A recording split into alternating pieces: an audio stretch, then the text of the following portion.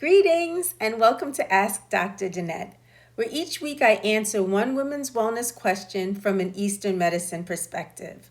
Today's question is, why do I feel more anxious or emotional than I used to? And wow, there are so many potential answers to that. One, things are moving so much more quickly in the world. Two, there's so many demands on us. There are financial pressures. Many of us are in what's called the sandwich generation, thinking about our children and older adults at the same time. There are just so many pressures. And let's not forget that as women, we go through many different hormonal stages that affects everything. Usually when someone is feeling more anxious or more emotional, there is a reason.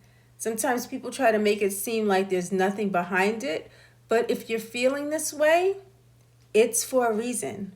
Over the years, listening to patients, I've found that it usually comes down to one or more of the following. Either we're not prioritizing our health, we're not putting enough space in between activities and all that's going on, and or we're not listening to our bodies and doing the things that it's asking of us. So I want to share some things that could be helpful from an Eastern medicine perspective. First, I deeply believe in what I call PTF, personal time first. That means first thing in the morning before you start serving, giving, doing, or producing, you do something for yourself. Whether that's meditation, scripture, going for a walk, stretching, sitting quietly, whatever it is that helps you feel nourished and fed. Make sure you do that before giving to everything and everyone else. The next piece is space, and this is really, really important. When we don't give ourselves proper space, we create stagnation. And from an Eastern medicine perspective, stagnation is a huge contributor to illness. Our energy can become stagnant, our blood can become stagnant. We become stuck because we're constantly packing things in. In our current Western society, it's all about doing as much as possible, as fast as possible, and that's just not good for our health or wellness. It increases pressure, it can cause us to give from an empty place, and it can pull us away from being true to ourselves. So I strongly, strongly suggest putting space into your calendar before and after activities. Some people call it buffer time, whatever you call it, try not to schedule things back to back. As an Eastern medicine practitioner, one of the most common imbalances I see is stuck energy. And one powerful way to smooth your system on your own is by building more space into your day. Sometimes that's easier than others, but it's worth it. And then the last piece is listening to your body. We all know what makes our bodies feel good. We all know what our bodies do well with and what they don't.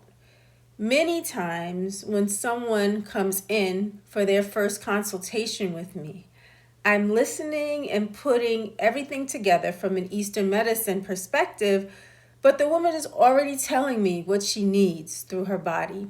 So it's really important to take note of the things that you know your body feels good with and to do those things. I also believe that journaling can be incredibly helpful for anxiety and for emotional processing. Another simple practice that can help is this. You place one hand over your heart and one hand over your lower abdomen. Take a moment to feel your feet on the floor. Feel all four corners of your feet. Realize that you are touching something that is touching something that is touching the earth. Your hands are resting at your heart, which has a powerful energetic connection. This helps bring us back into our bodies. Because when there's a lot to think about, our energy tends to rise upward. And when energy rises too much, that can create anxiousness, worry, emotional upset, and other things.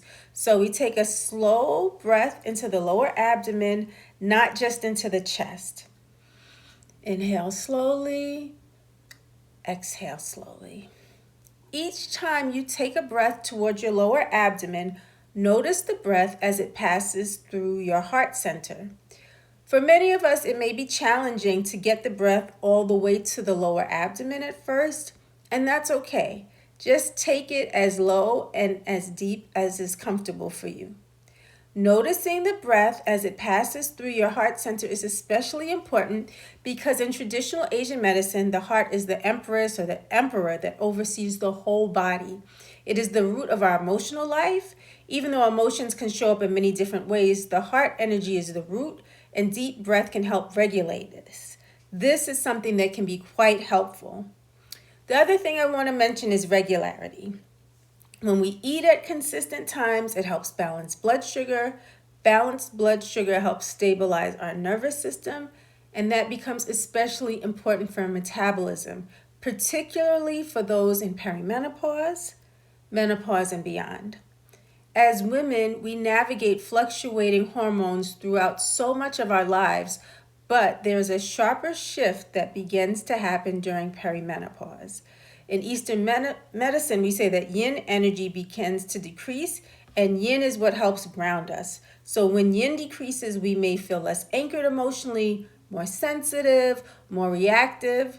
That's why nourishment, rhythm, breath, space, and self-prioritization become even more important during this phase of life. I truly hope that this has been helpful for you. And if you'd like to submit a question for a future episode of Ask Dr. Danett, you can use the link in the description below. Take excellent care, and until next time, love being a woman.